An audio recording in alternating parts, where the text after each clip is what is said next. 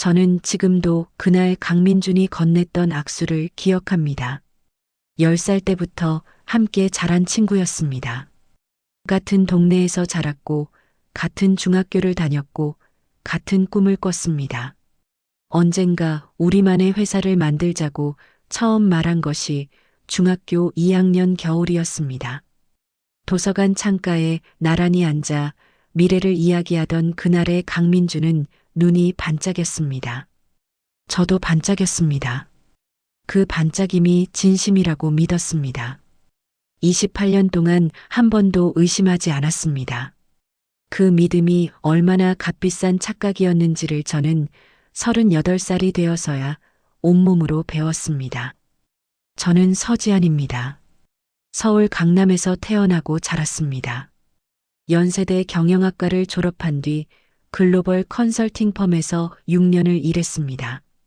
숫자와 전략을 다루는 일이었습니다. 새벽 2시까지 사무실에 남아보고서를 쓰는 날이 다반사였고 주말에 쉬어본 기억이 가물가물할 만큼 일에 매달렸습니다. 냉철하고 분석적이라는 말을 자주 들었습니다. 감정보다 데이터를 믿는 사람이라는 말도 들었습니다. 그 말들이 모두 맞았습니다. 하지만 단 한 가지, 강민준이라는 사람만큼은 데이터가 아니라 감정으로 믿었습니다. 28년이라는 시간이 쌓아준 믿음이었습니다. 그리고 그것이 제 인생 최대의 실수였습니다.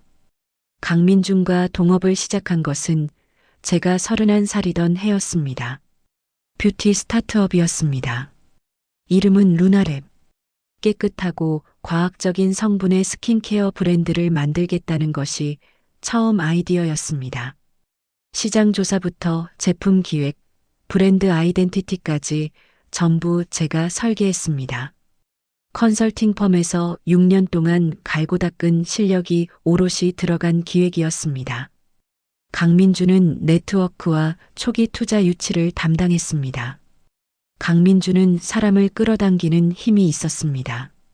처음 만나는 사람도 금세 편하게 만드는 특유의 분위기가 있었습니다. 저는 전략을 짜고 강민주는 사람을 모았습니다.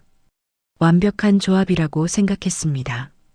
초기 자본금은 두 갈래에서 나왔습니다. 하나는 제가 컨설팅 펌을 다니는 동안 모아둔 퇴직금과 저축이었습니다. 또 하나는 어머니 한명숙이 내주신 돈이었습니다. 어머니는 평생 작은 꽃집을 운영하시며 한 푼 두 푼 모아온 분이셨습니다. 65살의 어머니가 딸 믿고 내주신 그 돈이 얼마나 소중한 것인지 저는 누구보다 잘 알았습니다. 어머니가 돈을 건네시면서 말씀하셨습니다. 지안아, 내가 하는 거라면 엄마는 믿어. 그 말이 귓속에 오래 남았습니다. 저는 그 말을 들을 때마다 더 악착같이 일했습니다. 어머니의 믿음을 절대 배신하지 않겠다는 마음으로. 루나랩은 창업 초기부터 순탄하지 않았습니다. 첫 제품이 출시됐을 때 반응이 미미했고 두 번째 제품은 원가 계산 실수로 적자를 냈습니다.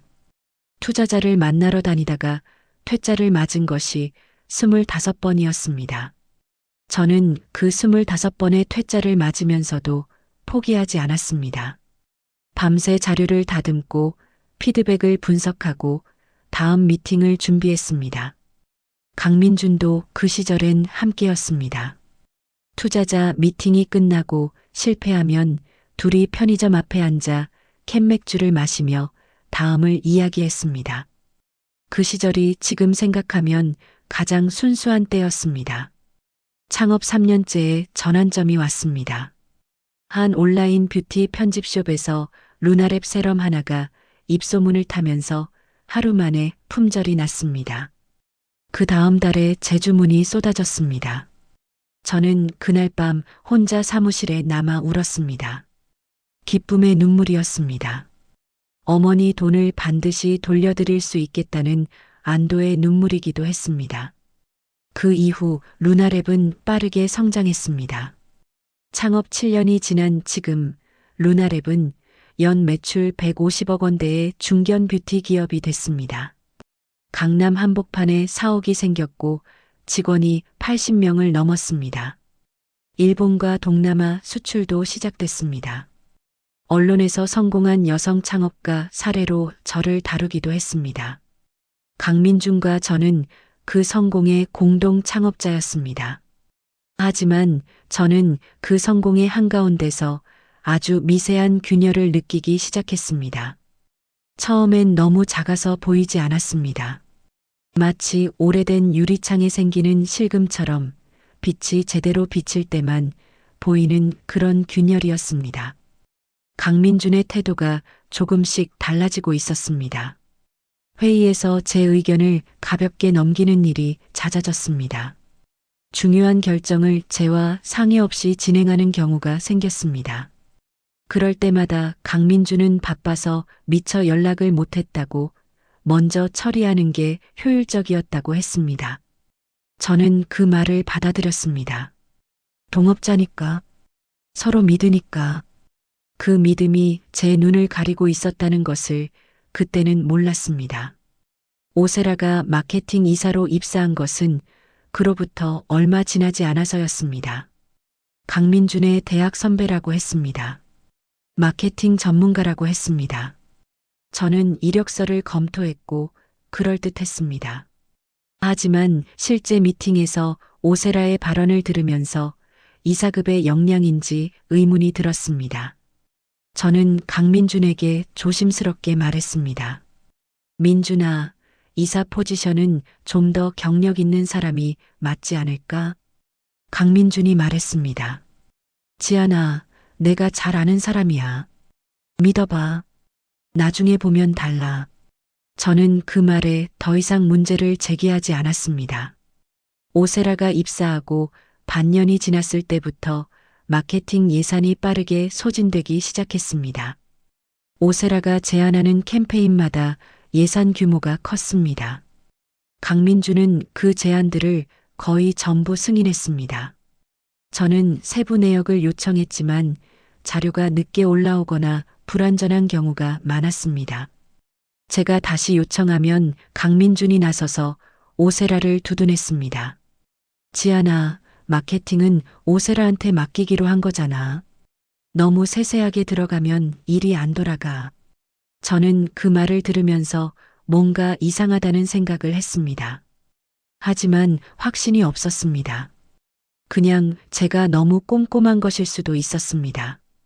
그런데 어느 날 오후 강민준이 외부 미팅을 나간 사이 저는 강민준 책상 위에 놓인 서류 한 장을 보게 됐습니다. 프린트된 이체 내역이었습니다. 저는 무심코 집어들었습니다. 그리고 멈췄습니다. 이체 상대방 법인 이름이 눈에 들어왔습니다. MJ 파트너스, 루나랩과 거래하는 협력사 목록에 없는 이름이었습니다. 저는 그 이름을 핸드폰 메모에 저장했습니다. 서류를 내려놓고 제자리로 돌아왔습니다. 강민준이 돌아왔을 때 저는 아무렇지 않은 표정으로 모니터를 바라보고 있었습니다. 하지만 그날부터 제 안에서 무언가가 달라졌습니다. 28년을 믿어온 사람에 대한 첫 번째 균열이었습니다. MJ 파트너스, 그 이름이 며칠 동안 머릿속에서 떠나지 않았습니다. 저는 그 법인을 직접 검색했습니다. 사업자 등록 정보를 찾았습니다. 설립된 지 2년 남짓 된 법인이었습니다. 업종은 경영 컨설팅이었습니다. 대표자 이름은 강민준이 아니었습니다. 강동혁이라는 이름이었습니다. 저는 그 이름을 한참 바라봤습니다. 강동혁. 처음 듣는 이름이었습니다. 하지만 법인 주소가 눈에 걸렸습니다. 강민준이 4년 전까지 살던 아파트 단지가 있는 동네였습니다. 우연의 일치일 수도 있었습니다.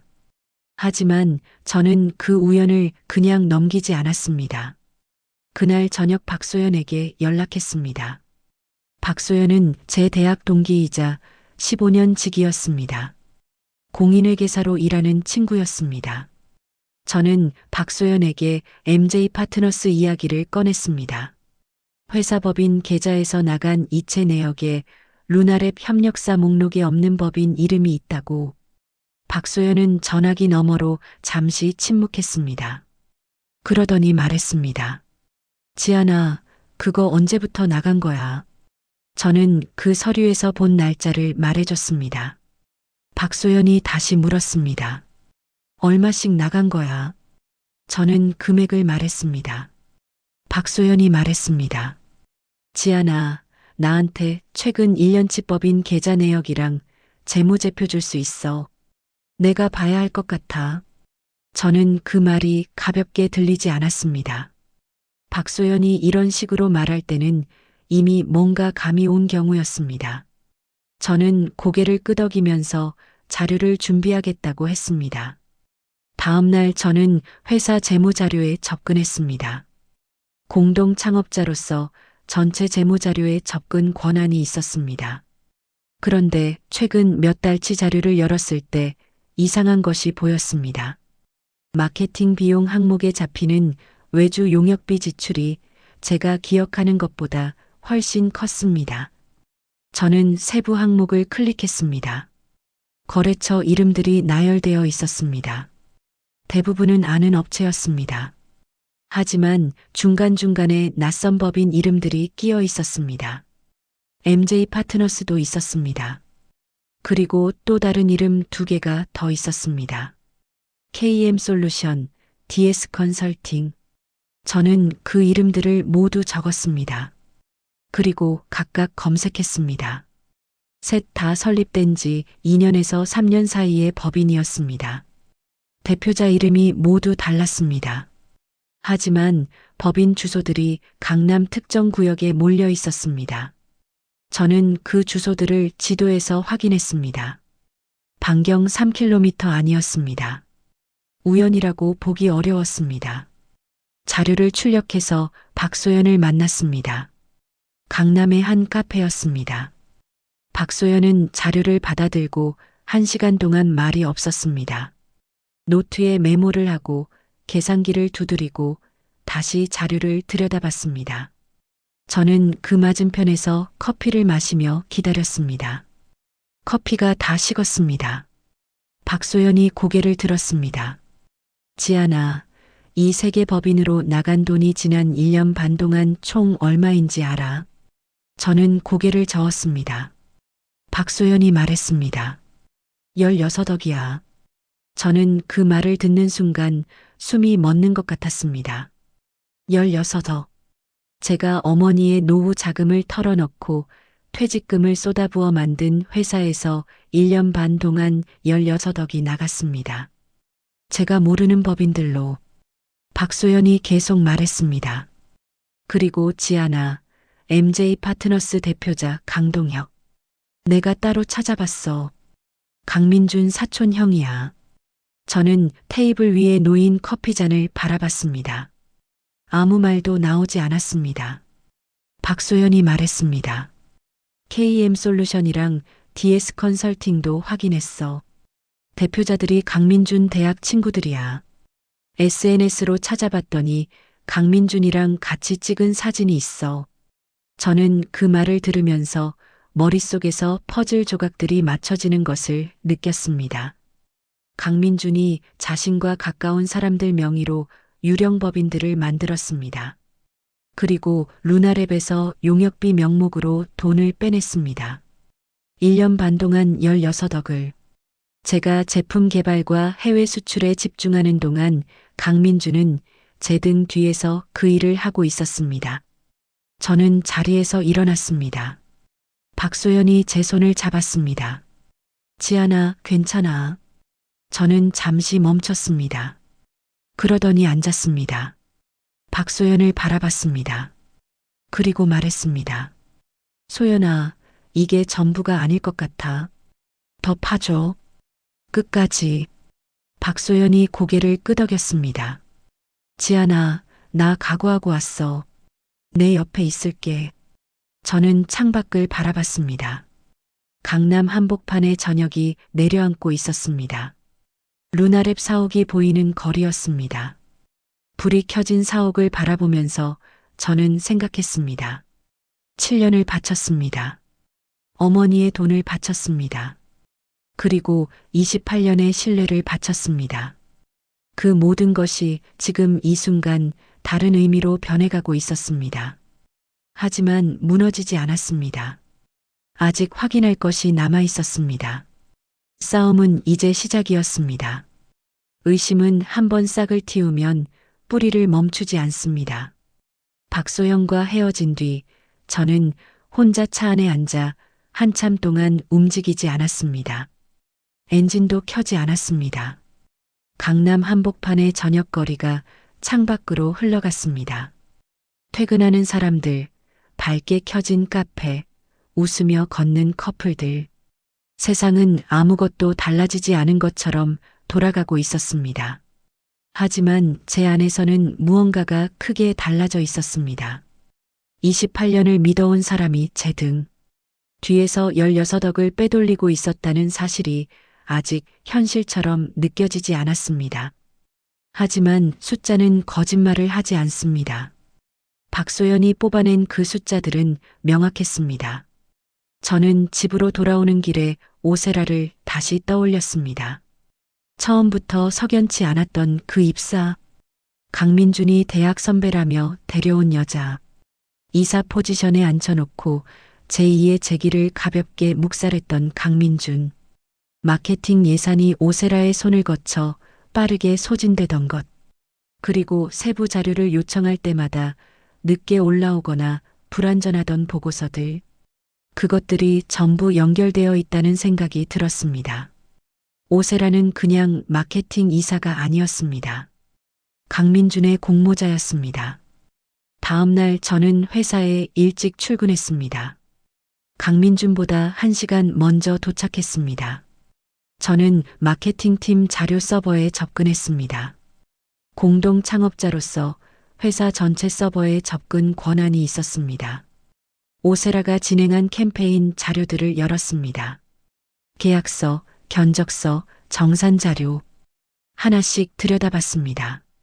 표면적으로는 문제가 없어 보였습니다. 하지만 박소연이 어제 가르쳐준 눈으로 다시 봤습니다. 외주 업체 이름들을 하나씩 확인했습니다. 그중 2개가 낯설었습니다. 저는 그 이름들을 적어뒀습니다. 오전 10시쯤 오세라가 출근했습니다. 저는 자리에서 일어나 오세라에게 다가갔습니다. 자연스럽게 웃으면서 말했습니다. 오세라 이사님, 지난 분기 인플루언서 캠페인 결과 자료 오늘 오후에 볼 수 있을까요? 오세라가 잠깐 표정이 굳었다가 풀렸습니다. 네, 정리해서 드릴게요. 저는 감사하다고 하고 자리로 돌아왔습니다. 그 짧은 순간의 굳은 표정을 저는 놓치지 않았습니다. 자료를 요청받았을 때 당연하게 응하는 사람의 표정이 아니었습니다. 오후가 됐습니다. 오세라의 자료는 오지 않았습니다. 저는 3시에 다시 물었습니다. 오세라가 말했습니다. 죄송해요. 데이터 정리하는데 시간이 좀 걸려서요. 내일 드려도 될까요? 저는 웃으면서 말했습니다. 오늘 꼭 봐야 할 것 같아서요. 최대한 빨리 부탁드립니다. 오세라의 눈빛이 잠깐 흔들렸습니다. 그날 퇴근 무렵 오세라가 파일을 보내왔습니다. 저는 그 파일을 열었습니다. 깔끔하게 정리된 자료였습니다. 하지만 외주 업체 단가가 눈에 걸렸습니다. 인플루언서 1명당 단가가 시세보다 2배 이상 높은 경우가 여럿 있었습니다. 저는 그 업체 이름들을 다시 확인했습니다. 오전에 낯설게 봐뒀던 2개의 이름이 여기에도 있었습니다. 저는 박소연에게 메시지를 보냈습니다. 마케팅 외주 업체 2곳 이름을 알려주면서 확인해 줄 수 있냐고 했습니다. 박소연이 1시간 뒤에 답장을 보내왔습니다. 메시지를 읽는 순간 저는 눈을 감았습니다. 2 업체 모두 오세라와 연관된 법인이었습니다. 하나는 오세라 언니 명의로 된 법인이었고 또 하나는 오세라가 과거에 이사로 등록됐던 법인이었습니다. 루나랩의 마케팅 예산이 오세라의 가족과 지인이 운영하는 법인으로 흘러들어가고 있었습니다. 강민준이 회계 쪽에서 빼돌리는 동안 오세라는 마케팅 쪽에서 동시에 빼돌리고 있었습니다. 두 사람이 양쪽에서 함께 움직이고 있었던 것입니다. 저는 그날 밤 수첩을 꺼냈습니다. 지금까지 확인된 것들을 정리했습니다. 강민준의 유령법인 3곳, 16억. 오세라의 연관법인 2곳, 금액 미확인. 두 사람의 관계, 대학 선배와 후배. 오세라 입사 시점과 횡령 시작 시점의 일치 여부, 확인 필요. 수첩을 덮으면서 저는 생각했습니다. 이건 충동적인 횡령이 아닙니다. 처음부터 계획된 일이었습니다. 강민준이 오세라를 마케팅 이사로 들여온 것부터 이미 이 계획의 일부였습니다. 그날 밤 저는 오랫동안 잠들지 못했습니다. 천장을 바라보면서 강민준이라는 사람을 처음부터 다시 떠올려 봤습니다. 중학교 2학년의 강민준, 대학 시절의 강민준, 컨설팅 펌을 그만두고 창업을 결심했을 때 제일 먼저 전화했던 강민준. 그 모든 기억이 지금 이 순간 다른 의미로 읽혔습니다. 강민준이 처음부터 저를 이용하려 했던 것인지 아니면 중간 어딘가에서 달라진 것인지 저는 알 수 없었습니다. 하지만 그것이 지금 중요한 것은 아니었습니다. 중요한 것은 지금 어떻게 할 것이냐였습니다. 저는 눈을 감으면서 결심했습니다. 더 알아야 합니다. 두 사람의 관계가 단순한 업무 공모에서 끝나는 것인지 아니면 더 깊은 것인지, 그리고 이 계획이 얼마나 오래전부터 시작된 것인지, 저는 그것을 알아야 했습니다. 싸우려면 상대를 제대로 알아야 했으니까요. 확인하고 싶지 않은 것을 확인해야 할 때가 있습니다. 강민준과 오세라의 관계가 업무 공모 이상일 수 있다는 생각은 처음부터 있었습니다. 하지만 저는 그 생각을 오래 미뤄뒀습니다. 확인하기 두려웠던 것이 아니었습니다. 확인이 되면 이 싸움의 성격이 완전히 달라진다는 것을 알았기 때문입니다. 단순한 배임과 횡령 문제가 아니라 오래전부터 치밀하게 준비된 배신이 된다는 것을, 그 무게가 달랐습니다. 기회는 생각보다 빨리 왔습니다. 그것도 아주 우연한 방식으로. 강민준이 출장을 이유로 이틀 자리를 비웠습니다. 저는 그 이틀 동안 박소연과 함께 움직였습니다. 박소연이 오세라의 SNS를 조용히 들여다봤습니다. 오세라는 비공개 계정이었지만 팔로워 중에 공개 계정이 몇 개 있었습니다. 그 계정들을 통해 흘러나온 사진들이 있었습니다. 강민준과 오세라가 함께 찍힌 사진들이었습니다. 회사 행사 사진이 아니었습니다. 제주도 바닷가에서 찍은 사진이었고 강민준이 자주 가는 강남의 한 레스토랑에서 찍은 사진이었습니다. 날짜가 찍혀 있었습니다.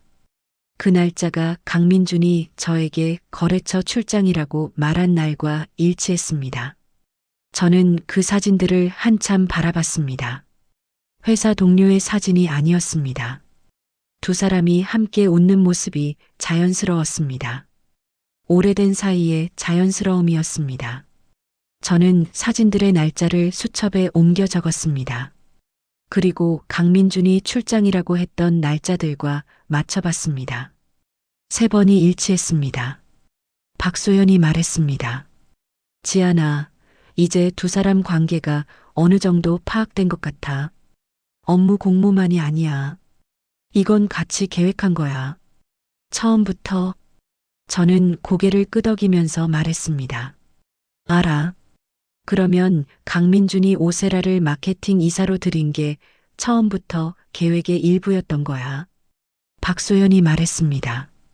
그렇게 보는 게 맞아. 마케팅 예산을 다루는 자리를 오세라한테 주면 양쪽에서 동시에 뺄 수 있잖아. 강민준은 재무 쪽, 오세라는 마케팅 쪽. 완벽하게 역할 분담이 된 거야. 저는 그 말을 들으면서 가슴 한쪽이 서늘해지는 것을 느꼈습니다. 그날 저는 오랫동안 말이 없었습니다. 박소연도 말을 걸지 않았습니다. 그냥 옆에 있어줬습니다. 집으로 돌아오면서 저는 어머니에게 전화를 드렸습니다. 어머니는 밝은 목소리로 받으셨습니다. 지안아, 밥은 먹었니? 저는 네, 어머니라고 했습니다. 어머니가 말씀하셨습니다. 요즘 얼굴 못 봤네. 이번 주말에 올 수 있어. 저는 갈게요 하고 말했습니다. 전화를 끊고 나서 저는 차 안에서 한참 동안 앉아 있었습니다. 어머니의 돈이었습니다. 65살의 어머니가 꽃집을 하시며 평생 모아두신 노후 자금이었습니다. 그 돈이 루나랩의 씨앗이 됐습니다. 저는 그 돈을 반드시 돌려드리겠다는 마음으로 7년을 일했습니다. 루나랩이 성장하면서 어머니 돈은 몇 배가 돼 있었습니다. 장부상으로는. 하지만 강민준이 빼돌린 16억, 오세라가 가로챈 마케팅 예산. 그 돈들이 결국 어머니의 돈이기도 했습니다. 어머니가 내주신 그 첫 씨앗에서 자란 회사의 돈이었으니까요. 저는 그 생각이 드는 순간 처음으로 눈물이 날 것 같았습니다. 하지만 참았습니다. 눈물을 흘릴 시간이 아니었습니다. 그 주 주말에 어머니 댁을 찾았습니다. 어머니는 작은 아파트에서 혼자 사셨습니다. 꽃집은 3년 전에 접으셨습니다. 저는 어머니가 차려주신 밥상에 앉아 밥을 먹으면서 어머니 얼굴을 바라봤습니다. 주름이 늘었습니다. 머리카락이 많이 휘었습니다. 그 얼굴이 저는 너무 소중했습니다. 저는 아무것도 말하지 않았습니다. 어머니한테 이 이야기를 지금 할 수 없었습니다. 어머니가 걱정하실 것이 뻔했으니까요. 밥을 먹고 나서 설거지를 하는데 어머니가 옆에 서서 말씀하셨습니다. 지안아, 요즘 안색이 별로다. 무슨 일 있어? 저는 웃으면서 말했습니다. 아무 일도 없어요, 어머니. 그냥 좀 바빴어요. 어머니가 제 손을 잡으셨습니다. 차가운 물에 젖은 손이었는데 어머니 손이 따뜻했습니다. 어머니가 말씀하셨습니다. 지안아, 너 힘든 거 엄마는 다 알아. 말 안 해도. 저는 그 말에 눈물이 날 뻔했습니다. 집으로 돌아오는 길에 저는 결심을 굳혔습니다. 어머니한테 이 일을 절대 알리지 않을 것입니다. 알리지 않으려면 제가 반드시 이겨야 합니다. 잃어버린 것을 되찾아야 합니다. 강민준과 오세라가 빼돌린 것을 전부 돌려받아야 합니다. 그것이 어머니의 노후 자금에서 시작된 회사를 지키는 방법이었습니다. 저는 핸드폰을 꺼내 박소연에게 문자를 보냈습니다. 소연아, 내일 만나자. 본격적으로 준비해야 할 것 같아. 박소연의 답장은 바로 왔습니다. 나 준비됐어. 내일 아침 일찍 보자. 저는 그 답장을 보면서 처음으로 입꼬리가 올라갔습니다. 혼자가 아니었습니다. 그것만으로 충분했습니다. 싸움에서 가장 위험한 순간은 적이 얼마나 많은지 모를 때입니다. 박소영과 다시 만난 것은 월요일 아침이었습니다. 강남의 조용한 카페였습니다. 저는 주말 동안 정리한 것들을 노트에 써서 가져갔습니다. 강민준의 유령법인 3곳과 오세라의 연관법인 2곳, 그리고 두 사람이 함께 찍힌 사진의 날짜들. 박소연은 그것을 보면서 고개를 끄덕였습니다. 그러더니 말했습니다. 지안아, 나도 주말에 더 파봤어. 이야기 들어야 해. 박소연이 노트북을 열었습니다. 화면에는 루나랩 투자 계약 관련 서류가 떠 있었습니다. 박소연이 설명했습니다. 지안아, 루나랩 시리즈비 투자 유치 기억하지? 작년에 이태경 대표가 20억 투자한 거. 저는 고개를 끄덕였습니다. 잘 기억했습니다. 작년 초에 성사된 투자였습니다. 이태경은 강남에서 사모펀드를 운영하는 45살의 투자자였습니다. 강민준이 직접 연결해온 투자자였습니다. 저는 그 투자가 성사됐을 때 기뻤습니다. 루나랩의 성장을 인정받는 것 같았으니까요. 박소연이 말했습니다. 이태경 대표가 투자를 결정하기 전에 강민준이랑 따로 미팅을 여러 번 했어. 내가 강민준 법인카드 내역을 들여다봤는데 이태경 대표가 자주 가는 레스토랑 결제 내역이 투자 성사 2달 전부터 집중돼 있어. 저는 그 말의 의미를 천천히 파악했습니다. 박소연이 이어서 말했습니다. 그리고 이태경 대표 펀드가 루나랩 지분을 가져갔잖아.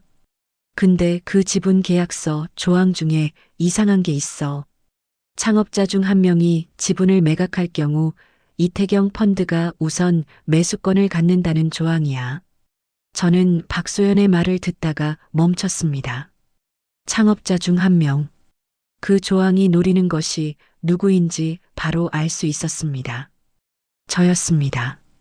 강민준이 어떤 방식으로든 저를 루나랩에서 밀어낸 뒤 제 지분을 매각하는 상황이 만들어지면 이태경 펀드가 그 지분을 가장 먼저 살 수 있는 구조였습니다. 그리고 이태경이 강민준과 미리 손을 잡고 있었다면 그 지분은 사실상 강민준 측으로 넘어가는 것이나 마찬가지였습니다. 저는 커피잔을 내려놓았습니다. 박소연이 말했습니다. 지아나, 이태경도 강민준 편이야. 투자자까지 포섭한 거야. 저는 그 말을 듣고 잠시 눈을 감았습니다. 강민준은 단순히 돈을 빼돌리는 것에서 멈추지 않았습니다. 저를 루나랩에서 완전히 밀어내려 하고 있었습니다. 회사를 통째로 가져가려는 계획이었습니다. 이태경을 끌어들여 지분까지 장악하려 했습니다. 포위였습니다. 안팎으로 완전히 포위된 상황이었습니다. 저는 숨을 고르고 말했습니다. 소연아, 이태경이 강민준이랑 언제부터 연결됐는지 알 수 있어. 박소연이 말했습니다. 지금으로선 투자 결정 전 2달 전부터 확인되는데 더 오래됐을 수도 있어. 저는 고개를 끄덕이면서 수첩에 이태경의 이름을 적었습니다. 그리고 그 옆에 확인 필요라고 썼습니다. 그날 오후 저는 회사로 돌아갔습니다. 강민준은 출장에서 돌아와 있었습니다. 회의실에서 오세라와 무언가를 이야기하다가 저를 보고 자연스럽게 웃었습니다. 지아나 왔어. 저는 웃으면서 응 했습니다. 그 웃음이 얼마나 힘든 웃음인지 강민준은 몰랐습니다. 저는 회의실을 지나치면서 두 사람의 표정을 슬쩍 봤습니다. 아무것도 모르는 사람들의 표정이었습니다. 제가 이미 많은 것을 알고 있다는 사실을. 그날 밤 저는 정우진에게 연락했습니다. 정우진은 제 전 남자친구였습니다. 40살의 변호사였습니다. 우리는 3년 전에 헤어졌습니다. 헤어진 이유는 서로의 일이 너무 바빠서였습니다. 나쁘게 헤어진 것이 아니었습니다. 가끔 연락을 주고받는 사이였습니다. 저는 그에게 연락하는 것을 오래 망설였습니다. 전 남자친구에게 부탁을 하는 것이 불편했습니다. 하지만 지금 제 옆에 필요한 것은 변호사였습니다. 그리고 제가 믿을 수 있는 변호사는 정우진이었습니다. 정우진이 전화를 받았습니다. 오랜만이라며 반갑게 말했습니다. 저는 짧게 말했습니다. 우진아, 나 변호사 상담이 필요해. 회사 관련해서. 정우진이 잠시 침묵했습니다. 그러더니 말했습니다. 언제든지 와. 내가 들을게. 정우진을 만나기로 한 날은 수요일 저녁이었습니다. 그런데 그 전날 화요일 예상치 못한 일이 생겼습니다. 강민준이 저를 따로 불렀습니다. 사무실 문을 닫고 마주 앉았습니다. 강민준의 표정이 평소와 달랐습니다. 조심스럽고 신중한 얼굴이었습니다. 저는 그 표정을 보면서 내색하지 않고 기다렸습니다. 강민준이 말했습니다. 지아나, 요즘 내가 재무자료를 여러 번 들여다보는 것 같던데 무슨 이유가 있어? 저는 잠시 멈췄습니다. 강민준이 알아챘습니다. 제가 자료를 열람한 것을 누군가가 알렸거나 강민준이 직접 확인한 것이었습니다. 저는 차분하게 말했습니다. 해외 수출 쪽 비용 구조를 다시 검토하려고요. 이번 분기 실적 분석하려면 재무 자료가 필요해서요. 강민준이 저를 바라봤습니다. 잠시 침묵이 흘렀습니다. 그러더니 웃으면서 말했습니다. 그렇구나. 필요한 거 있으면 나한테 말해. 내가 정리해서 줄게. 저는 알겠다고 했습니다. 그리고 자리로 돌아왔습니다.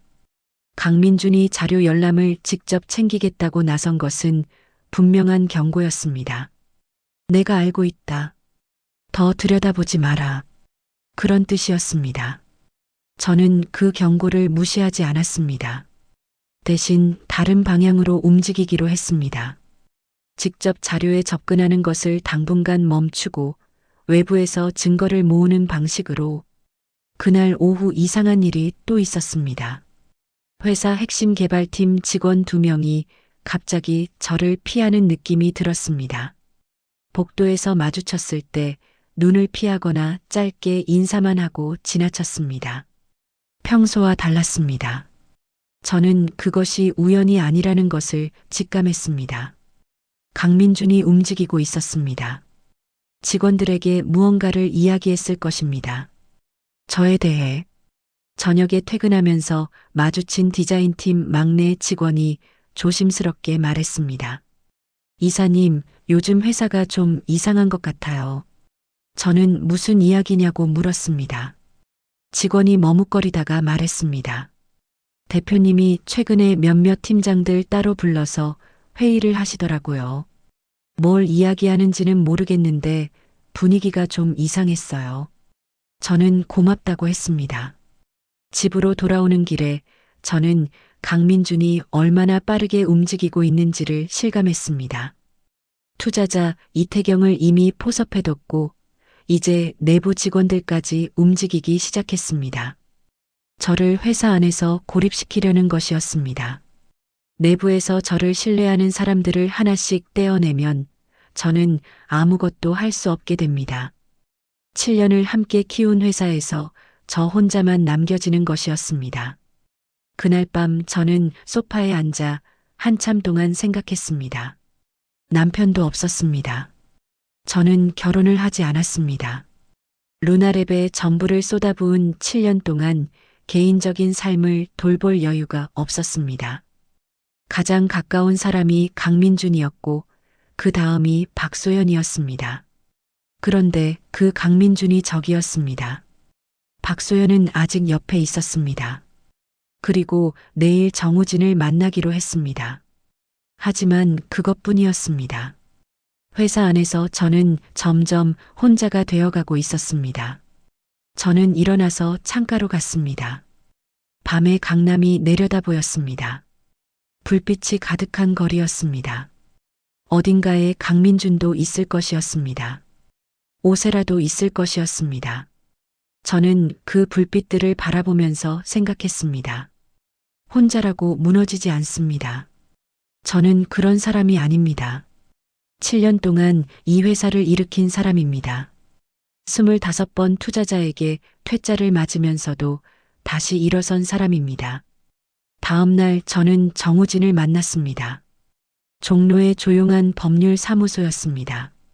정우진은 저를 보자마자 얼굴이 굳었습니다. 많이 야위었다고 했습니다. 저는 웃으면서 그래 보이냐고 했습니다. 정우진이 커피를 내밀며 말했습니다. 지아나, 다 이야기해봐. 처음부터. 저는 처음부터 이야기했습니다. 강민준의 유령법인, 오세라의 연관법인, 이태경과의 관계, 내부 직원들의 이상한 움직임까지. 정우진은 중간에 한마디도 끊지 않았습니다. 끝까지 듣고 나서 한참 동안 말이 없었습니다. 그러더니 천천히 입을 열었습니다. 지아나, 이건 배임이고 횡령이야. 그리고 너를 몰아내려는 시도야. 지금 당장 2가지를 해야 해. 저는 정우진을 바라봤습니다. 정우진이 말했습니다. 첫째, 지금 내가 가진 증거들을 전부 안전한 곳에 백업해둬. 강민준이 자료를 지우기 전에. 둘째, 내 지분이 어떤 상황인지 정확히 파악해야 해. 이태경이 가진 우선 매수권이 실제로 어떻게 작동하는지. 저는 수첩을 꺼내 받아 적었습니다. 정우진이 이어서 말했습니다. 지아나, 나 이 사건 맡을게. 저는 전 남자친구한테 이런 부탁을 하는 게 맞는지 모르겠다고 했습니다. 정우진이 말했습니다. 나는 변호사야. 그리고 너 알고 20년이 넘었어. 지금 이 상황에서 내가 빠질 이유가 없어. 저는 그 말을 듣고 눈가가 뜨거워졌습니다. 참았습니다. 사무실을 나와서 거리를 걷는데 봄바람이 불었습니다. 저는 그 바람을 맞으면서 생각했습니다. 박소연이 있고 정우진이 있습니다. 아직 혼자가 아닙니다. 이 싸움을 끝낼 수 있습니다. 증거는 찾으려 할 때보다 뜻밖의 순간에 나오는 경우가 많습니다. 정우진을 만나고 돌아온 다음 날이었습니다. 저는 정우진이 당부한 대로 회사 서버에 저장된 주요 자료들을 개인 외장 드라이브에 백업하기 시작했습니다. 공동 창업자로서 접근 권한이 있는 자료들이었습니다. 재무제표, 투자계약서, 주주명부, 법인 계좌 내역. 강민준이 눈치채기 전에 최대한 빠르게 움직여야 했습니다. 저는 이른 아침 아무도 출근하지 않은 시간에 사무실에 들어가 조용히 작업했습니다. 손이 빠르게 움직였습니다. 파일 하나를 저장할 때마다 심장이 뛰었지만 멈추지 않았습니다. 1시간 만에 핵심 자료들을 전부 백업했습니다. 외장 드라이브를 가방 깊숙이 넣고 사무실을 나왔습니다. 그날 오전 박소연에게서 연락이 왔습니다. 목소리가 낮고 긴박했습니다.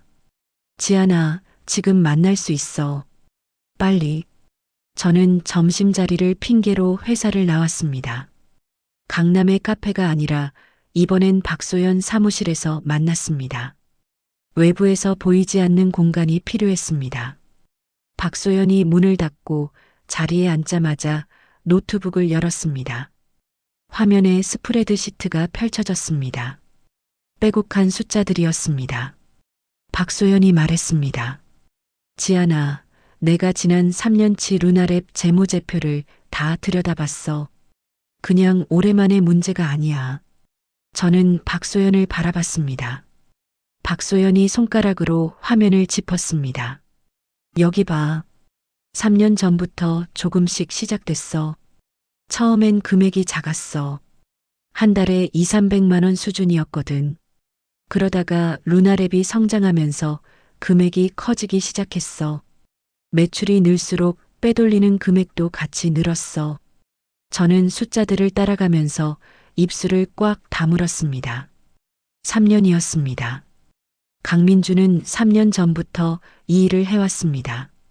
제가 일본 수출 계약을 따내려고 도쿄를 오가던 시절, 동남아 시장을 뚫으려고 밤새 시장 조사를 하던 시절, 그 모든 시간 동안 강민주는 제 등 뒤에서 조금씩 가져가고 있었습니다. 저는 회사를 키우고 있었고 강민주는 그 회사를 비워내고 있었습니다.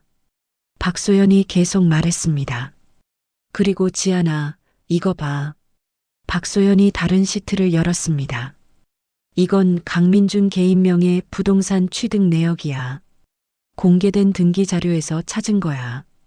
강민준이 3년 동안 아파트 2채랑 강남 오피스텔 1개를 샀어. 저는 그 내역의 취득 날짜를 봤습니다. 루나랩에서 돈이 빠져나가던 시기와 정확하게 맞물렸습니다. 법인에서 돈을 빼내고 그 돈으로 부동산을 산 것이었습니다. 박소연이 말했습니다.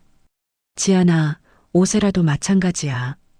오세라가 입사하고 나서 1년 만에 청담동 오피스텔을 샀어. 마케팅 이사 연봉으로는 불가능한 금액이야. 저는 수첩에 받아 적었습니다. 손이 안정적이었습니다. 더 이상 떨리지 않았습니다. 분노가 너무 차가워지면 오히려 손이 안정되는 것 같았습니다. 박소연이 노트북을 덮으면서 말했습니다. 지아나, 지금 내가 정리한 것만으로도 업무상 배임과 횡령 입증이 가능해. 금액도 크고 기간도 길어. 형사 고소로 가면 실형 가능성도 있어. 저는 그 말을 듣고 생각했습니다. 형사 고소, 강민준을 형사 고소하는 것. 28년 지기를. 하지만 그 감정을 오래 두지 않았습니다. 강민준이 먼저 선을 넘었습니다. 저는 그 선 너머에서 대응할 뿐이었습니다. 저는 박소연에게 말했습니다. 소연아, 이 자료 전부 정우진한테 넘겨줄 수 있어. 박소연이 고개를 끄덕였습니다. 당연하지. 내가 직접 정리해서 줄게. 법적으로 쓸 수 있는 형태로. 저는 고맙다고 했습니다. 박소연이 제 손을 잡으면서 말했습니다. 지아나, 너 잘하고 있어. 흔들리지 마. 그 말이 그날 하루를 버티게 해줬습니다. 정우진 사무실을 다시 찾은 것은 이틀 뒤였습니다. 이번엔 박소연도 함께였습니다. 셋이서 처음 한자리에 모인 날이었습니다. 정우진은 박소연을 처음 만났지만 금방 같은 언어를 쓰는 사람들처럼 이야기가 맞아 들어갔습니다. 숫자와 법조항이 오가는 대화였습니다. 저는 두 사람의 이야기를 들으면서 이 사람들이 제 편이라는 것이 얼마나 다행인지 생각했습니다. 박소연이 정리한 자료를 정우진에게 넘겼습니다. 정우진은 꼼꼼하게 들여다봤습니다. 30분쯤 지났을 때 고개를 들었습니다. 표정이 굳어 있었습니다. 이건 생각보다 규모가 크다고 했습니다. 3년에 걸친 계획적 횡령이고 부동산 취득 내역까지 연결되면 자금 출처 소명을 못할 거야. 형사고소와 민사소송을 동시에 가져가야 해. 저는 물었습니다. 이태경 문제는 어떻게 해? 정우진이 잠시 생각했습니다. 이태경 펀드가 가진 우선 매수권 조항, 이게 문제야. 강민준이 어떤 식으로든 너를 이사직에서 해임시키거나 지분 매각을 강제하는 상황을 만들려 할 거야. 그 상황이 오기 전에 먼저 치고 들어가야 해. 저는 먼저 치고 들어간다는 말의 의미를 알고 싶었습니다. 정우진이 설명했습니다. 형사 고소를 먼저 접수하면 수사가 시작돼. 수사가 시작되면 강민준이 움직일 수 있는 공간이 줄어들어. 그 사이에 민사소송으로 횡령 금액 반환과 회사 경영 복구를 동시에 청구하는 거야. 이태경한테는 우선 매수권 조항의 효력 자체를 다투는 소송을 따로 검토해 볼 수 있어. 저는 수첩에 받아 적으면서 물었습니다. 시간이 얼마나 걸려? 정우진이 말했습니다. 형사수사는 빠르면 몇 달, 길어지면 1년 이상이야. 민사는 더 걸릴 수 있어. 저는 고개를 끄덕였습니다. 긴 싸움이었습니다. 각오하고 있었습니다. 정우진이 이어서 말했습니다. 지아나, 그런데 한 가지 더 이야기해야 해. 강민준이 너를 고립시키려 하고 있잖아. 회사 안에서 내 편을 만들어둬야 해. 믿을 수 있는 직원이 있어. 저는 생각했습니다. 7년 동안 함께 일한 직원들이 있었습니다. 제품 개발팀에서 처음부터 함께한 팀장이 있었습니다. 회사가 아직 작았을 때 야근을 함께하며 첫 제품을 만들어낸 사람이었습니다. 저는 그 직원이 강민준의 말에 흔들렸을지 모른다는 생각을 했습니다. 하지만 직접 이야기해보기 전에는 알 수 없었습니다. 그날 저녁 저는 그 팀장에게 연락했습니다. 따로 만나자고 했습니다. 팀장은 잠시 머뭇거리다가 알겠다고 했습니다. 다음 날 점심에 회사 근처 작은 국밥집에서 만났습니다. 팀장은 조심스러운 얼굴이었습니다. 저는 돌려 말하지 않았습니다. 지금 회사에서 무슨 일이 일어나고 있는지 알고 싶다고 솔직하게 이야기해 줄 수 있냐고 했습니다. 팀장이 오랫동안 국밥 그릇을 바라봤습니다. 그러더니 말했습니다. 이사님, 사실 저도 이상하다고 생각하고 있었어요. 대표님이 지난달에 팀장들 불러서 이사님 관련해서 이런저런 말씀을 하셨는데 솔직히 믿기지 않는 내용이었어요. 저는 무슨 말을 했냐고 물었습니다. 팀장이 말했습니다. 이사님이 회사 자금을 개인적으로 유용했다는 이야기를 하셨어요. 증거가 있다고도 하셨고요. 저는 그 말을 듣고 잠시 멈췄습니다. 강민준이 저를 먼저 횡령범으로 몰고 있었습니다. 자신이 저지른 일을 저에게 뒤집어 씌우려는 것이었습니다. 그것이 저를 고립시키는 방법이었습니다. 저는 팀장을 바라보며 말했습니다. 그 말 믿었어요. 팀장이 고개를 저었습니다. 믿지 않았어요. 이사님이 어떤 분인지 7년 동안 봐왔는데요. 저는 그 말에 가슴이 뜨거워졌습니다. 고맙다고 했습니다. 팀장이 말했습니다. 이사님, 저 이사님 편이에요. 도울 수 있는 거 있으면 말씀해 주세요. 그날 집으로 돌아오면서 저는 생각했습니다. 박소연이 있고 정우진이 있고 이제 팀장도 있었습니다. 강민주는 저를 포위하려 했습니다. 하지만 포위망에 구멍이 생기고 있었습니다. 저는 그 구멍을 더 넓힐 것입니다. 반드시 싸움을 시작하기 전에 가장 중요한 것은 타이밍입니다. 너무 빨리 움직이면 상대가 증거를 지울 시간을 줍니다. 너무 늦게 움직이면 상대가 먼저 판을 뒤집습니다. 저는 정우진과 박소영과 함께 그 타이밍을 정확하게 계산하고 있었습니다. 겉으로는 아무것도 모르는 척 회사에 출근하고 강민준에게 평소처럼 웃으면서 말을 건네고 오세라와 회의를 하는 척 했습니다. 하지만 그 이면에서는 매일 밤 세 사람이 모여 전략을 다듬었습니다. 정우진이 가장 먼저 착수한 것은 이태경 문제였습니다. 우선 매수권 조항이 어떤 조건에서 발동되는지를 계약서, 문구 하나하나를 짚어가며 분석했습니다. 그리고 그 조항이 강민준과 이태경이 미리 짜고 넣은 것임을 입증하는 방향을 잡았습니다. 투자 계약 당시 강민준과 이태경이 주고받은 이메일이 있으면 결정적인 증거가 될 수 있었습니다. 저는 공동 창업자로서 접근 가능한 회사 이메일 서버를 뒤졌습니다. 강민준의 업무 이메일 계정은 접근할 수 없었지만 회사 공용 이메일 계정에서 이태경 펀드와 주고받은 메일 중 이상한 내용이 담긴 것을 몇 개 찾아냈습니다. 투자 조건 협의 과정에서 강민준이 이태경에게 특정 조항을 삽입하도록 먼저 제안한 흔적이 있었습니다. 저는 그 메일들을 전부 출력해 정우진에게 넘겼습니다. 박소연은 그 무렵 오세라의 마케팅 외주 비용을 더 정밀하게 분석했습니다. 외주 업체들의 실제로 용역이 수행됐는지 여부를 확인하는 작업이었습니다. 박소연이 찾아낸 것은 충격적이었습니다.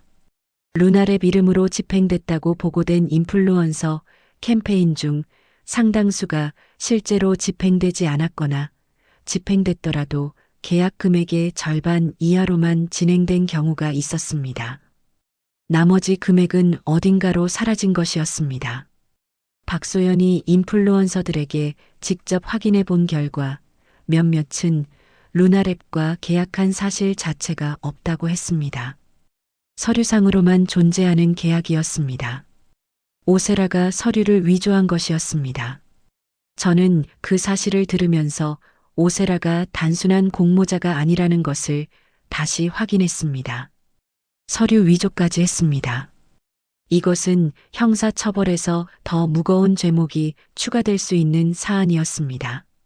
정우진이 그 내용을 듣고 말했습니다. 지아나, 오세라는 사문서 위조까지 걸려 강민준보다 오히려 법적으로 더 불리한 위치에 놓일 수도 있어. 저는 그 이야기를 들으면서 오세라를 처음 봤던 날을 떠올렸습니다.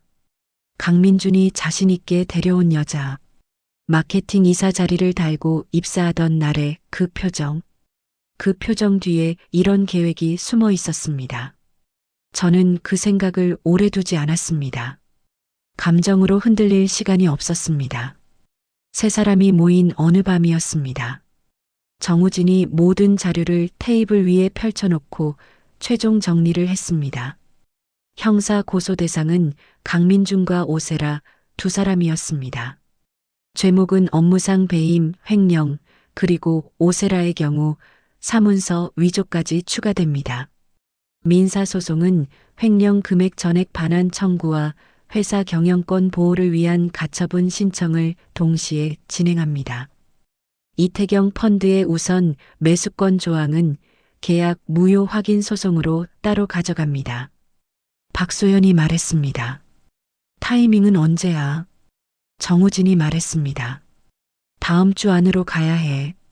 강민준이 이미 눈치채고 있는 것 같아. 더 기다리면 증거인멸 시도가 들어올 수 있어. 저는 고개를 끄덕였습니다. 다음 주. 이 모든 것이 다음 주에 시작됩니다. 그날 밤 집으로 돌아오면서 저는 어머니에게 전화를 드렸습니다. 어머니는 늦은 시간인데도 반갑게 받으셨습니다. 저는 별 이야기 없이 그냥 목소리가 듣고 싶었다고 했습니다. 어머니가 웃으셨습니다. 우리 지안이 많이 피곤하구나. 저는 괜찮다고 했습니다. 어머니가 말씀하셨습니다. 지안아, 뭐가 됐든 내가 옳은 일하고 있는 거 엄마는 알아. 저는 그 말에 눈물이 날 뻔했습니다. 어떻게 아시냐고 했습니다. 어머니가 말씀하셨습니다. 엄마니까. 저는 전화를 끊고 나서 한참 동안 서 있었습니다. 어머니의 노후 자금에서 시작된 회사였습니다. 반드시 되찾아야 했습니다. 반드시. 고소장이 접수된 날은 목요일이었습니다. 저는 그날 아침 평소보다 일찍 일어났습니다. 샤워를 하고 옷을 입으면서 거울을 바라봤습니다. 38살의 얼굴이었습니다. 눈 밑에 다크서클이 있었고 볼이 조금 야위었습니다. 하지만 눈빛은 흔들리지 않았습니다. 저는 거울 속 제 눈을 바라보며 말했습니다. 오늘부터입니다. 정우진이 형사 고소장을 검찰에 접수했습니다. 강민준과 오세라를 업무상 배임, 횡령, 그리고 오세라의 경우 사문서 위조 혐의로 고소하는 내용이었습니다. 박소연이 3년치 재무 자료를 분석한 결과물, 부동산 취득 내역, 유령법인과 루나랩의 자금 흐름을 정리한 자료가 첨부됐습니다. 정우진이 꼼꼼하게 준비한 서류들이었습니다. 저는 고소장에 제 이름과 서명을 할 때 손이 한 번도 떨리지 않았습니다. 고소장 접수와 동시에 민사소송도 제기했습니다. 횡령 금액 반환 청구와 경영권 침해, 금지 가처분 신청이었습니다. 가처분 신청은 강민준이 고소 사실을 알고 나서 저를 즉각 이사직에서 해임시키거나 지분 매각을 강요하는 상황을 막기 위한 조치였습니다. 정우진이 설명했습니다. 가처분이 인용되면 강민준이 함부로 움직일 수 없어. 시간을 버는 거야. 고소장 접수를 마치고 나서 저는 강민준에게 문자를 보냈습니다. 짧은 문자였습니다. 민준아, 오늘 검찰에 고소장 접수했어. 앞으로 모든 연락은 변호사를 통해 해줘. 문자를 보내고 핸드폰을 내려놓았습니다. 답장을 기다리지 않았습니다. 강민준의 답장은 5분도 안 되어 왔습니다. 지안아, 이게 무슨 소리야? 당장 전화해. 저는 전화를 받지 않았습니다. 강민준이 3번 더 전화를 걸었습니다. 저는 전부 받지 않았습니다. 정우진이 미리 당부한 대로였습니다. 오늘 이후 강민준과의 모든 소통은 변호사를 통해서만 이루어질 것이었습니다. 오세라에게서도 연락이 왔습니다. 이사님, 무슨 일이에요? 저는 답장하지 않았습니다. 그날 오후 저는 회사에 들어갔습니다. 고소 사실이 강민준과 오세라에게 전달됐을 것이었습니다. 분위기가 달라져 있을 것이 분명했습니다. 저는 그것을 알면서도 당당하게 들어갔습니다. 공동 창업자였습니다. 이 회사의 절반이 제 것이었습니다. 회사 안에서 눈치를 볼 이유가 없었습니다. 예상대로 분위기가 달랐습니다. 몇몇 직원들이 수군거리는 것이 느껴졌습니다. 강민준의 방문은 닫혀 있었습니다. 오세라는 자리에 없었습니다. 저는 제 자리에 앉아 모니터를 켰습니다. 평소처럼 업무를 시작했습니다. 아무것도 달라지지 않은 것처럼 개발팀 팀장이 슬쩍 다가왔습니다. 이사님, 오늘 어떻게 된 거예요? 소문이 돌아요. 저는 작은 목소리로 말했습니다. 제가 고소장을 접수했어요.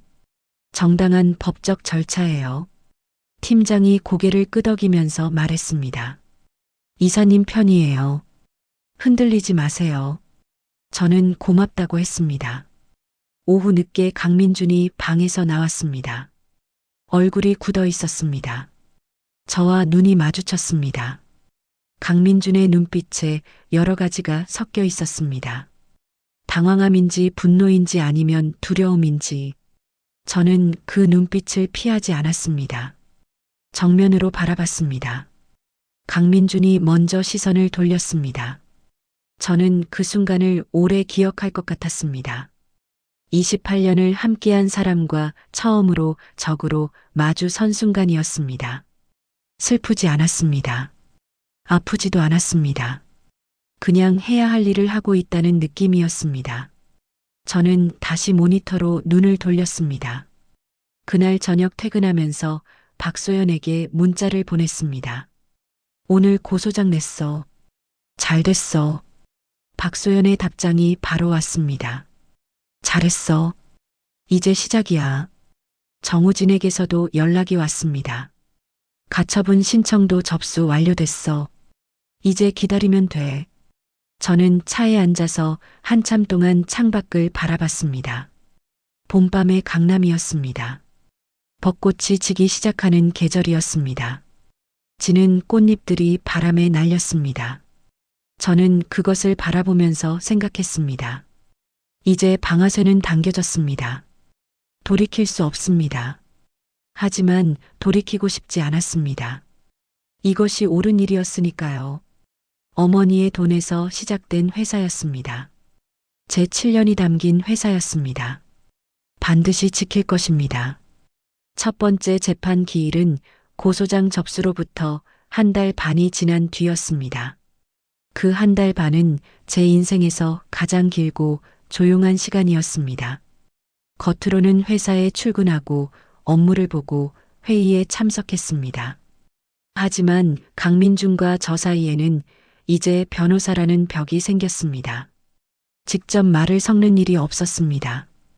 복도에서 마주쳐도 눈인사조차 하지 않았습니다. 오세라는 고소장 접수 다음 날부터 출근하지 않았습니다. 공식적으로는 병가였습니다. 저는 그것을 보면서 오세라가 이미 상황을 파악하고 강민준과 전략을 맞추고 있다는 것을 알았습니다. 그 한 달 반 동안 수사가 진행됐습니다. 검찰에서 강민준과 오세라를 소환 조사했습니다. 루나랩법인 계좌에 대한 압수수색 영장이 발부됐습니다. MJ 파트너스를 비롯한 유령 법인들의 계좌도 조사 대상이 됐습니다. 저는 그 소식들을 정우진을 통해 전달받으면서 수첩에 날짜와 내용을 기록했습니다. 싸움이 제대로 시작됐다는 것을 실감했습니다. 가처분 신청은 접수 2주 만에 인용됐습니다. 법원이 강민준이 저를 이사직에서 임의로 해임하거나 지분 매각을 강제할 수 없도록 하는 결정을 내렸습니다. 정우진이 그 결과를 알려줬을 때 저는 소파에 앉아 눈을 감았습니다. 안도감이 물밀듯이 밀려왔습니다. 강민준이 저를 쫓아낼 수 있는 통로가 막혔습니다. 이제 이태경 펀드의 우선 매수권도 함부로 발동시킬 수 없었습니다. 민사재판 첫 기일에 저는 짙은 감색 재킷을 입었습니다. 단정하고 차분한 차림이었습니다. 정우진이 옆에 섰고 박소연이 방청석에 앉았습니다. 개발팀 팀장도 왔습니다. 저는 그 사람들의 얼굴을 한 번씩 보면서 마음을 다잡았습니다. 강민주는 2명의 변호사를 대동하고 나타났습니다. 고소 이후 처음으로 가까운 거리에서 보는 강민준이었습니다. 예전보다 훨씬 야위어 있었습니다. 눈밑이 어두웠고 턱이 더 날카로워 보였습니다. 저와 눈이 마주쳤을 때 강민준이 먼저 시선을 내렸습니다. 저는 시선을 돌리지 않았습니다. 재판이 시작됐습니다. 정우진이 저희 측 주장을 조목조목 제시했습니다. 3년에 걸친 유령법인을 통한 자금 빼돌리기, 오세라, 영관법인을 통한 마케팅 예산 횡령, 이태경 펀드와의 우선 매수권 조항 공모. 자료가 방대했습니다. 박소연이 3주 동안 밤을 새워 정리한 숫자들이 법정에서 하나씩 제시됐습니다. 강민준 쪽 변호사는 모두 정당한 계약에 의한 용역비 지출이라고 주장했습니다. MJ 파트너스를 비롯한 법인들이 실제 용역을 수행했다는 주장이었습니다. 정우진이 반박했습니다. 용역 계약서는 있지만 실제 수행 실적이 없다는 것을 하나씩 짚었습니다. 인플루언서 계약 중 계약 자체가 존재하지 않는 경우를 실제 인플루언서 즉 확인서와 함께 제출했습니다. 강민준 쪽 변호사가 흔들리기 시작했습니다. 처음엔 당당하던 목소리가 조금씩 낮아졌습니다. 재판부가 강민준 쪽에 추가 자료 제출을 요청했습니다. 유령법인들의 실제 사업 실적을 입증하는 서류를 가져오라는 것이었습니다. 강민준 쪽 변호사가 기일 연장을 요청했습니다. 재판부가 2주의 시간을 줬습니다. 법원을 나오면서 정우진이 말했습니다. 지아나, 강민준 쪽에서 실적 자료를 제출하지 못할 거야. 존재하지 않는 실적이니까. 2주 뒤 기일에서 판세가 기울 거야. 저는 고개를 끄덕이면서 하늘을 올려다봤습니다. 파란 하늘이었습니다. 오랜만에 하늘이 눈에 들어왔습니다. 그날 저녁 박소영과 정우진과 셋이서 저녁을 먹었습니다. 오랜만에 편하게 앉은 자리였습니다. 정우진이 말했습니다. 지아나, 형사 쪽도 진행이 빠른 것 같아. 압수수색에서 나온 자료들이 꽤 구체적이라고 하더라. 박소연이 말했습니다. 강민준이 얼마나 오래 준비한 건지 수사관들도 놀랐다고 하던데. 저는 그 말을 들으면서 소주잔을 들었습니다. 아직 끝나지 않았습니다. 하지만 이제 흐름이 우리 쪽에 있었습니다. 2주 뒤 재판 기일에 강민준 쪽이 가져온 자료는 허술했습니다.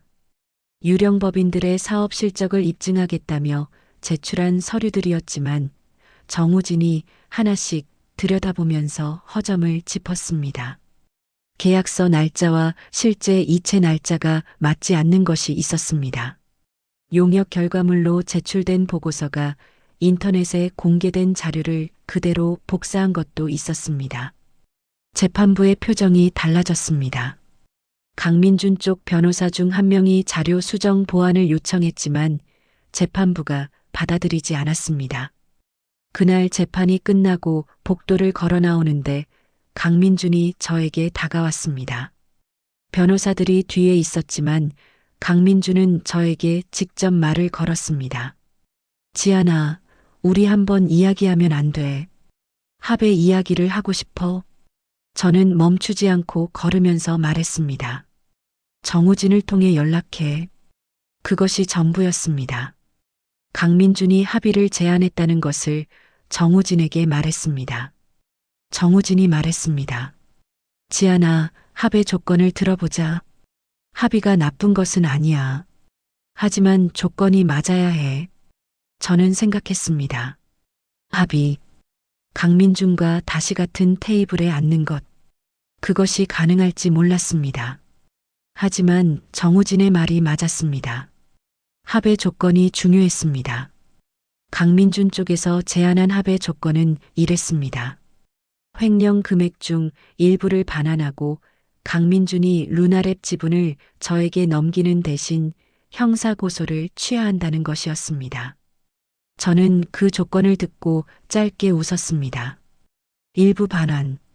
3년 동안 빼돌린 것을 일부만 돌려주겠다는 것이었습니다. 저는 정우진에게 말했습니다. 거절해. 그 무렵 예상치 못한 곳에서 균열이 생겼습니다. 오세라였습니다. 오세라가 강민준 쪽 변호인단과 결별했다는 이야기가 들려왔습니다. 처음엔 소문인 줄 알았습니다. 하지만 정우진이 확인해 보니 사실이었습니다. 오세라가 개인 변호사를 선임했습니다. 그것이 의미하는 것은 분명했습니다.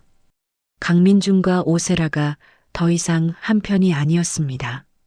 며칠 뒤 오세라의 변호사가 정우진에게 연락을 해왔습니다. 오세라가 진술을 하겠다는 내용이었습니다. 자신이 알고 있는 것을 말하는 대신 선처를 요청하겠다는 것이었습니다. 정우진이 저에게 의견을 물었습니다. 저는 잠시 생각했습니다. 오세라의 진술이 어떤 내용인지에 따라 달랐습니다. 정우진이 말했습니다. 지아나, 오세라가 강민준의 계획 전모를 알고 있을 가능성이 높아. 그 진술이 나오면 강민준한테 결정적이야. 저는 말했습니다. 진술 내용 먼저 확인해 보자. 오세라의 진술은 예상보다 더 많은 것을 담고 있었습니다.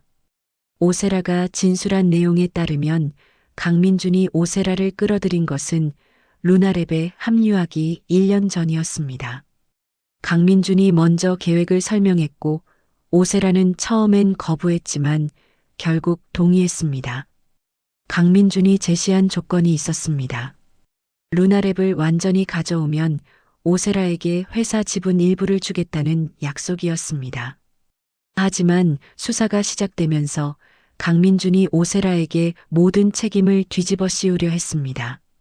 서류 위조는 오세라 단독으로 한 것이라는 주장을 강민준 쪽 변호사가 준비하고 있다는 것을 오세라가 알게 된 것이었습니다. 정우진이 그 진술서를 읽고 나서 말했습니다. 지아나, 이거면 돼. 강민준이 처음부터 계획을 주도했다는 것이 오세라 진술로 입증됐어. 그리고 오세라를 희생양으로 만들려 했다는 것도. 재판부에서 이 진술을 받아들이면 강민준한테는 가중처벌 요소가 생겨. 저는 그 말을 들으면서 창밖을 바라봤습니다.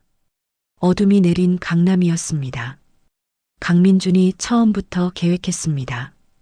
오세라까지 끌어들여서.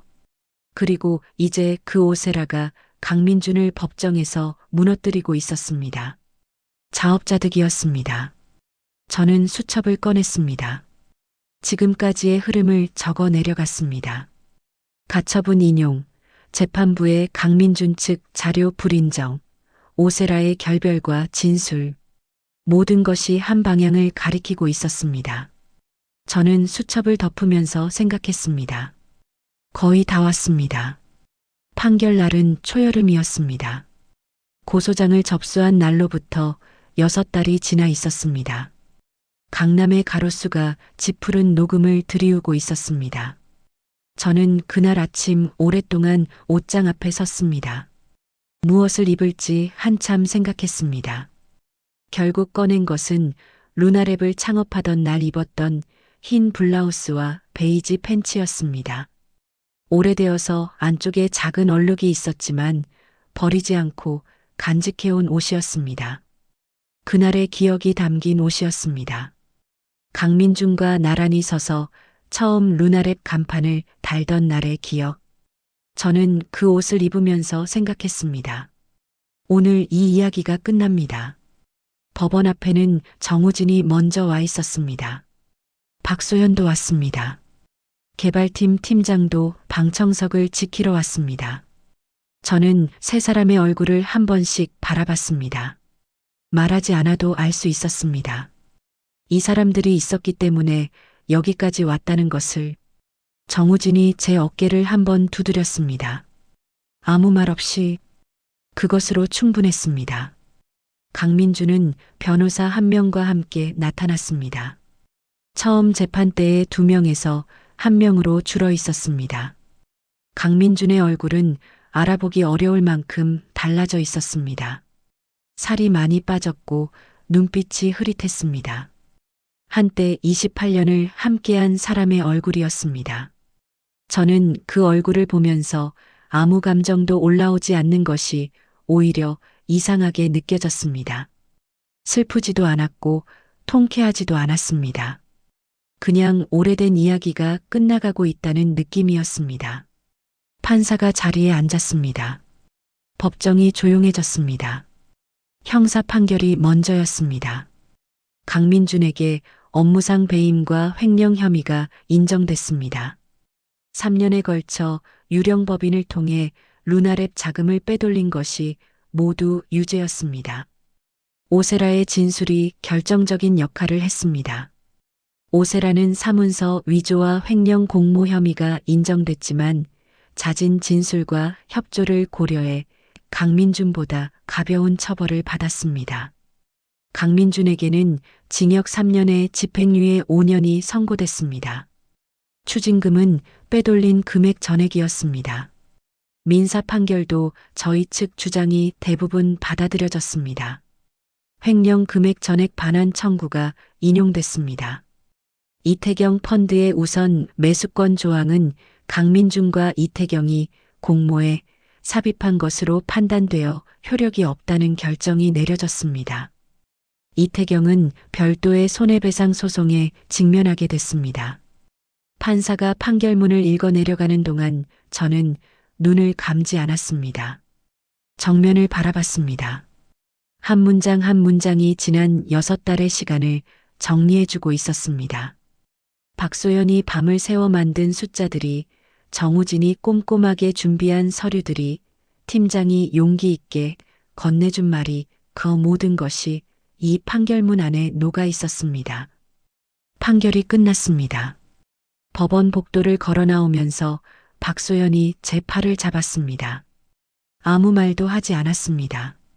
그냥 팔을 잡고 함께 걸었습니다. 정우진이 앞서 걸으면서 뒤를 돌아봤습니다. 눈이 마주쳤습니다. 정우진이 고개를 끄덕였습니다. 저도 고개를 끄덕였습니다. 법원 밖으로 나왔을 때 초여름의 햇살이 쏟아졌습니다. 뜨겁고 밝았습니다. 저는 잠깐 눈을 감고 그 햇살을 느꼈습니다. 얼굴 전체에 따뜻함이 내려앉았습니다. 저는 그 온기가 어딘가에서 오는 응원 같다는 생각을 했습니다. 어머니의 응원인지 아니면 제가 쏟아부은 7년의 시간이 돌아오는 것인지 알 수 없었지만 따뜻했습니다. 뒤에서 발소리가 들렸습니다. 강민준이었습니다. 변호사와 떨어져 혼자였습니다. 저는 멈췄습니다. 강민준이 제 앞에 섰습니다. 한참 동안 아무 말도 하지 않았습니다. 그러더니 낮은 목소리로 말했습니다. 지안아, 미안해. 2단어였습니다. 저는 강민준을 바라봤습니다. 28년이 담긴 얼굴이었습니다. 중학교 2학년의 겨울 도서관에서 나란히 앉아 미래를 이야기하던 그 아이의 얼굴이 겹쳐 보였습니다. 저는 그 얼굴을 한참 바라봤습니다. 용서할 수 있느냐고 묻는다면 아직 모른다고 해야 했습니다. 하지만 지금 이 자리에서 분노를 터뜨리는 것도 맞지 않았습니다. 저는 조용히 말했습니다. 민준아, 그 말을 내가 먼저 했어야 했는데. 3년 전에. 강민준이 고개를 숙였습니다. 저는 돌아섰습니다. 그날 오후 저는 어머니를 찾아갔습니다. 어머니는 작은 아파트 거실에서 텔레비전을 보고 계셨습니다. 저를 보자마자 일어나시면서 얼굴이 왜 그러냐고 하셨습니다. 저는 웃으면서 말했습니다. 어머니, 저 오늘 이겼어요. 어머니가 잠시 저를 바라보셨습니다. 그러더니 아무 말 없이 저를 안으셨습니다. 좁은 어머니의 품이었습니다. 저는 그 안에서 처음으로 소리내어 울었습니다. 고소장을 접수하던 날도 재판이 진행되는 내내도 울지 않았는데 어머니 품에서 울음이 터졌습니다. 어머니가 제 등을 천천히 두드려 주셨습니다. 말이 없었습니다. 그냥 두드려 주셨습니다. 충분히 울고 나서 세수를 했습니다. 어머니가 차려주신 밥상에 앉았습니다. 된장찌개와 제육볶음이었습니다. 저는 밥 한 공기를 다 먹었습니다. 오랜만에 밥이 맛있었습니다. 어머니가 말씀하셨습니다. 지안아, 엄마 돈 걱정하지 마. 내가 잘 되면 그게 다야. 저는 어머니 손을 잡았습니다. 아니에요, 어머니. 다 돌려드릴게요. 반드시. 그날 이후 저는 루나랩을 다시 일으키는 일에 집중했습니다. 강민준이 빠져나간 자리를 메우는 것은 생각보다 빠르게 이루어졌습니다. 처음엔 어수선했습니다. 직원들 사이에 불안감이 있었고 거래처 몇 곳에서 관망하는 분위기가 있었습니다.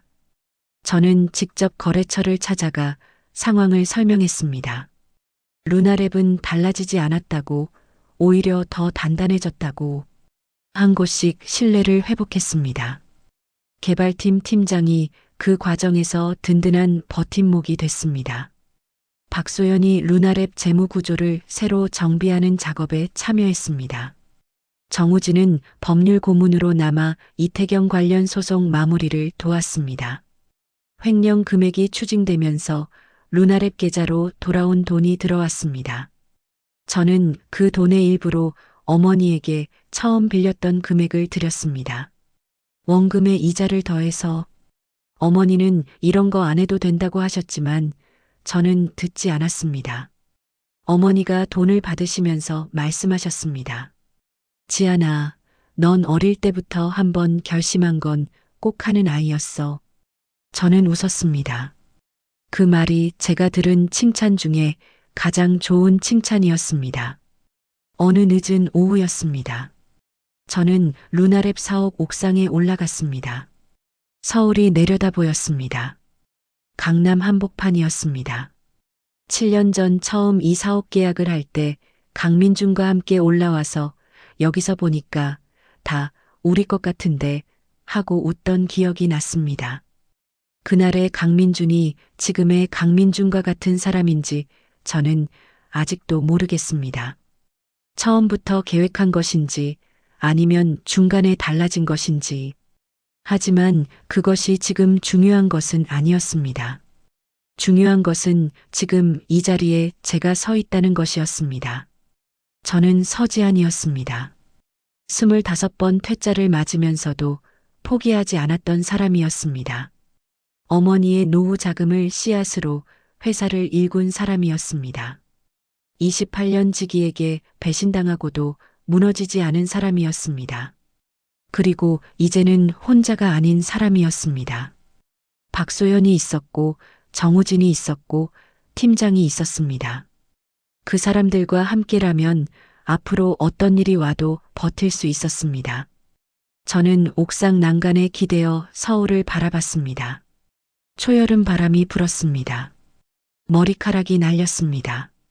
저는 그 바람을 맞으면서 생각했습니다. 동업자라는 것은 같은 방향을 보는 사람입니다. 강민주는 처음부터 다른 방향을 보고 있었습니다. 하지만 이제 저 옆에는 진짜 같은 방향을 보는 사람들이 있었습니다. 박소연, 정우진, 팀장. 그 사람들이 제 진짜 동업자였습니다. 루나랩은 오늘도 돌아가고 있었습니다. 내일도 돌아갈 것입니다. 그리고 그 중심에는 서지안이 있을 것입니다. 처음부터 그래왔듯이 앞으로도 그럴 것입니다.